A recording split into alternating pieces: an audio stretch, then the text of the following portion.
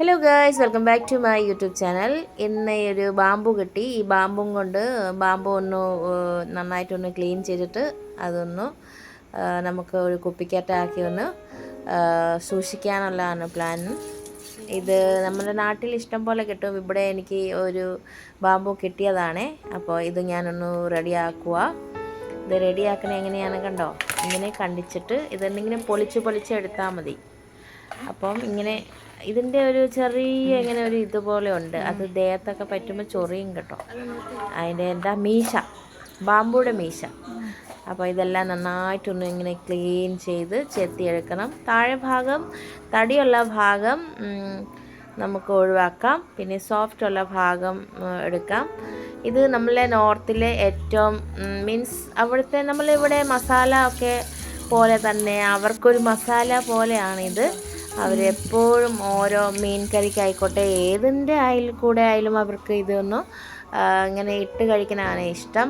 ഇതിനൊരു ചെറിയ ഒരു മക്ക് പോലത്തെ ഒരു സാധനമുണ്ട്. പക്ഷേ ഇത് ഇങ്ങനെ നന്നായിട്ടൊന്ന് ഇത് ചെയ്ത് ഉരച്ചിട്ട് ഇങ്ങനെ കുപ്പിക്കകത്ത് അരച്ച് വെക്കുമ്പോൾ അത് പുളിക്കും. അപ്പോൾ ആ പുളിയാണ് മീൻ കറിയുടെ കൂടെയൊക്കെ യൂസ് ചെയ്യുന്നത്. അപ്പം എനിക്ക് ഇവിടെ കിട്ടിയോണ്ട് ഞാനും ജസ്റ്റ് ഒന്ന് ഉണ്ടാക്കി നോക്കാമെന്ന് വിചാരിച്ചു.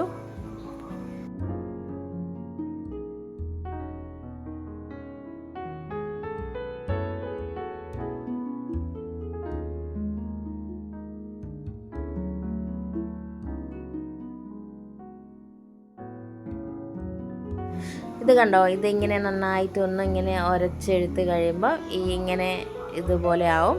അപ്പോൾ ഇതിനൊന്നും വെള്ളം ഒന്നും തൊടേണ്ട കാര്യമില്ല. ഇതുപോലെ തന്നെ എടുത്താൽ മതി. ഇതിപ്പം നമുക്കൊരു നല്ല ഒരു ക്ലീൻ ഉള്ള ഒരു ഭരണിക്കകത്ത് ഇട്ട് അത് സൂക്ഷിക്കണം. ഇത് നമുക്ക് നല്ല സ്പൂൺ വെച്ചേ ഉള്ളൂ അതൊക്കെ എടുക്കാൻ പറ്റത്തുള്ളൂ, അല്ലെങ്കിൽ പുതുപോവും. അപ്പം നല്ല ഒരു ചില്ലിൻ്റെ ഒരു ഭരണി ഞാൻ എടുത്തു, നന്നായിട്ട് കഴുകി അത് തുടച്ചെടുത്തു. കാരണം ഒരു ശകലം വെള്ളത്തിൻ്റെ ഇതുണ്ടെങ്കിൽ അല്ലെങ്കിൽ അഴുക്കുള്ള കൈ കൊണ്ടൊക്കെ തൊടുമ്പോൾ ഇത് ചീത്തയായി പോവും. അതുകൊണ്ട് വളരെ അത് ക്ലീനായിട്ടാണ് സൂക്ഷിക്കേണ്ടത്. അപ്പം ഇത് ഞാൻ നിറയ്ക്കുവാണ്.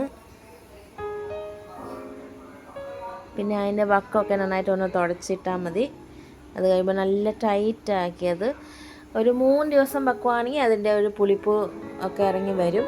അപ്പം നമുക്ക് മീനിൻ്റെ കൂടെയൊക്കെ കഴിക്കാറാവും. ബാക്കി കുറച്ച് മിച്ചമുണ്ട്. ഈ മിച്ചമുള്ളത് ഞാൻ കളയുന്നില്ല. ഇത് ഞാനിന്ന് ഉണക്കി വെക്കാൻ വിചാരിച്ചു. ഇത് ഉണക്കി വെച്ച് കഴിയുമ്പോൾ ഇതിങ്ങനെ ഇറച്ചിയുടെ ഒക്കെ കൂടെ ഉണ്ടാക്കിയൊക്കെ കഴിക്കാൻ പറ്റും. അപ്പോൾ ഞാൻ ഇത് ഉണക്കി വെക്കാൻ പോവാണ്. പിന്നെ ഇത് കണ്ടോ, കുറേ വേസ്റ്റൊക്കെ ഇറങ്ങി.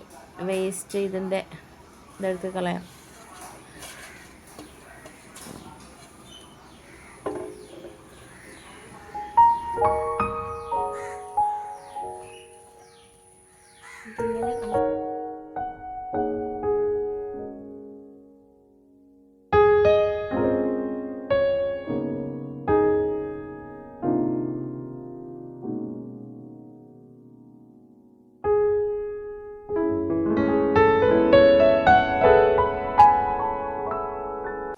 പിന്നെ ഇന്നലെ കുറച്ച് വരാൽ കിട്ടിയായിരുന്നു. അപ്പോൾ ഈ വരാൽ മീൻ നമുക്ക് വെട്ടിയെടുക്കാം.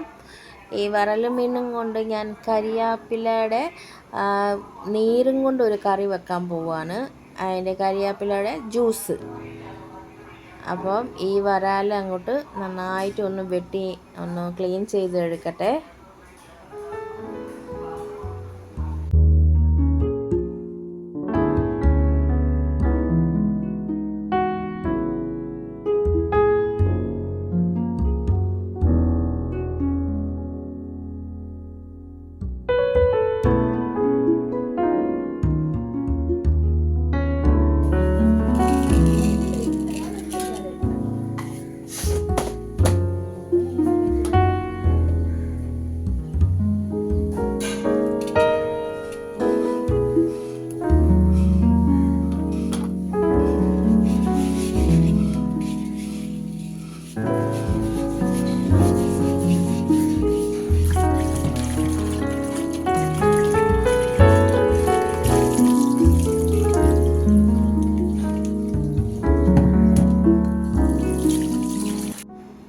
കുറച്ച് കരിയാപ്പില എടുത്തിട്ട് അതൊന്ന് ഇങ്ങനെ ഇതാക്കിയെടുക്കാം. അത് മിക്സിക്കകത്ത് അരയ്ക്കേണ്ടി വരും. കരിയാപ്പില, പിന്നെ നമ്മൾ മീനിലൊക്കെ കുറച്ച് മുളക് പൊടിയും കുറച്ച് മഞ്ഞൾ പൊടിയും കുറച്ച് ഉപ്പും കൂടെ ഇട്ട് തിരുമ്മി അത് വറക്കണം ആദ്യമേ.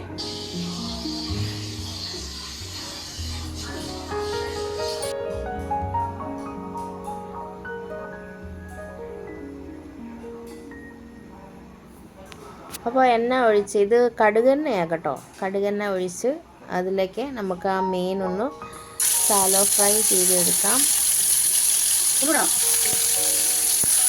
ഒത്തിരി വേഗമല്ല, ജസ്റ്റ് ഒന്ന് വറുത്താൽ മതി, അതിൻ്റെ ഒരു പച്ചമണമൊക്കെ മാറിയാൽ മതി. അപ്പോഴത്തേക്ക് നമുക്ക് ഒരു മിക്സിയുടെ ജാർ എടുത്തിട്ട് അതിലേക്ക് കരിയാപ്പില, ഈ ജാറ് ഞാൻ കുരുമുളക് പൊടി പൊടിച്ചതാണ്, അതങ്ങനെ ഇരിക്കുന്നത് കേട്ടോ, അഴുക്കൊന്നുമല്ല. അപ്പോൾ ഇതിൻ്റെ കൂടെ ഞാൻ നമ്മൾ അസാമിലെ മല്ലിയിലയാണ് ഇടുന്നത്.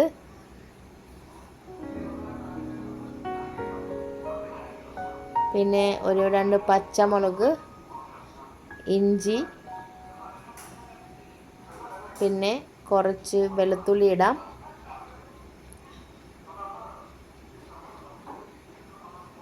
ഇതിലേക്ക് കുറച്ച് വെള്ളം ഒഴിച്ചിട്ട് ഒന്ന് അരച്ചെടുക്കാം.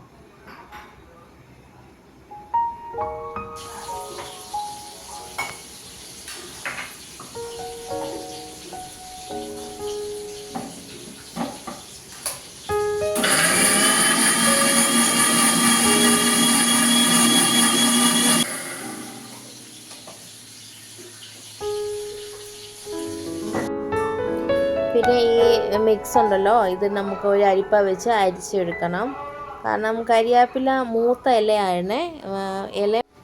പിന്നെ ഞാൻ ഇപ്പോഴത്തെ ഒരു ചീനിച്ചട്ടിയിലേക്ക് കുറച്ച് എണ്ണ ഒഴിച്ചിട്ട് കുറച്ച് വെളുത്തുള്ളി ഇട്ട്, പിന്നെ കുറച്ച് സവോള, ഇതുണ്ടല്ലോ. ഇന്ന് എനിക്ക് വേറെ സമയമൊന്നും കിട്ടാനിട്ട് ഞാൻ എൻ്റെ ഹസ്ബൻഡ് ഈ കറി ഒന്നും കഴിക്കില്ല, അതുകൊണ്ട് ഞാൻ പുള്ളിക്ക് വേണ്ടി ഒരു സാമ്പാർ പോലെ, ഒരു തട്ടിക്കുട്ടിയുള്ള ഒരു സാമ്പാർ, അങ്ങനത്തെ ഒരു സാമ്പാർ പോലെ ഉണ്ടാക്കാനാണേ. അപ്പോഴേക്കും ഇതിനകത്ത് സവോളയും കുറച്ച് തക്കാളി മാത്രം മതി. അപ്പം അതിനകത്ത് കുറച്ച് സാമ്പാർ പൊടിയും കൂടെ ഇട്ടിട്ട് ഇച്ചിരി പുളിവെള്ളം ഒഴിച്ചാൽ മതി. അപ്പോഴേക്കും ജസ്റ്റ് ഒരു സാമ്പാർ പോലെ നമുക്ക് കഴിക്കാം. പിന്നെ ഇപ്പോഴത്തെ ഞാൻ കുറച്ച് മീൻ അങ്ങ് ഫ്രൈ ചെയ്തു, വെറുതെ കഴിക്കാനുള്ളതാണ് അത്.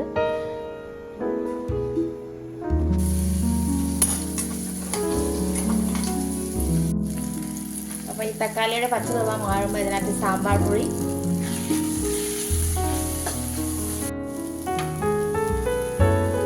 കഷ്ണം പൊടിയിട്ട് പിന്നെ വെള്ളവും കൂടെ ഒഴിച്ചാൽ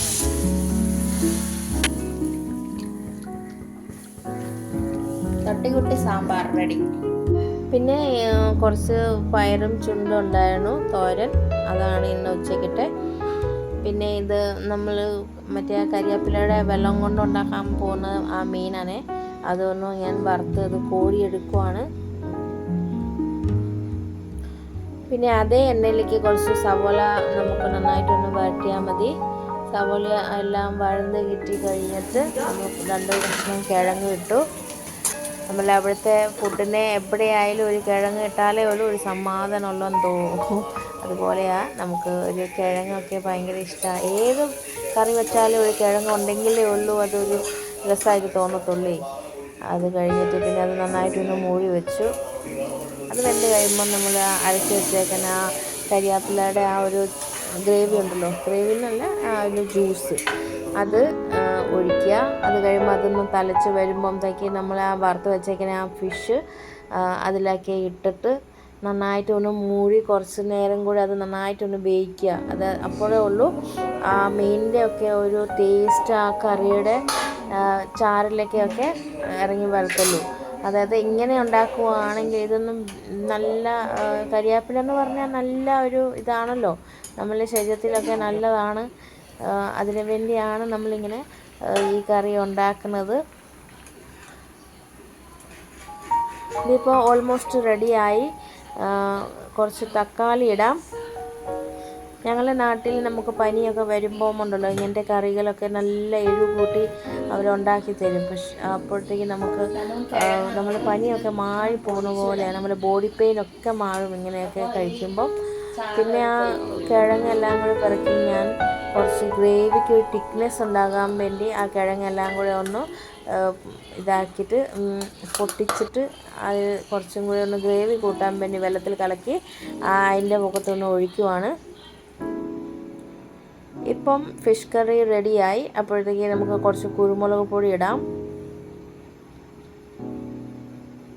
ഇപ്പോൾ റെഡി, ഇനിയിപ്പം കഴിച്ചാൽ മതി.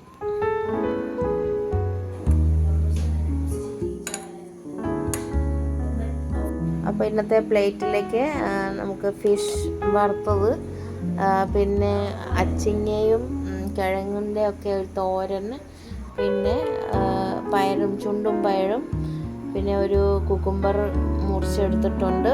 ഇത് ആസാമിലെ ചോറനെ പച്ചരി ചോറായത്. കാരണം മലയാളി ചോറിൻ്റെ കൂടെ ഇത്ര കഴിക്കാനുള്ള ഒരു ടേസ്റ്റ് വരത്തില്ല അത്.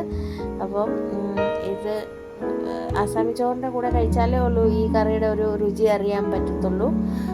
നല്ല സ്പൈസിയാണ്, കാരണം പച്ചമുളകിൻ്റെയും പിന്നെ കുരുമുളകിൻ്റെയും ഒക്കെ ഒരു എരിവാണ് ഈ കറിക്ക് ഫുൾ. പക്ഷെ നല്ലതാണ് കേട്ടോ, കുഴപ്പമില്ല കഴിക്കാൻ വേണ്ടി.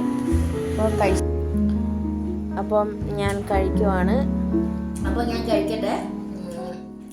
ഇന്നത്തെ എൻ്റെ ഈ വീഡിയോ ഇഷ്ടപ്പെട്ടാൽ ലൈക്ക്, ഷെയർ, സബ്സ്ക്രൈബ് ചെയ്യാൻ മറക്കരുത്. എല്ലാവരും വീഡിയോ കണ്ടിട്ട് സബ്സ്ക്രൈബ് ഒക്കെ ചെയ്യാതെയാ പോണേ. എല്ലാവരും സബ്സ്ക്രൈബ് ഒക്കെ ചെയ്തിട്ട് പോകണം. അപ്പം ഇനിയിപ്പം ഞാൻ വേറൊരു വ്യത്യസ്തമായ ഒരു നല്ലൊരു വീഡിയോ ആയിട്ട് പിന്നെ കാണാം. Okay, by.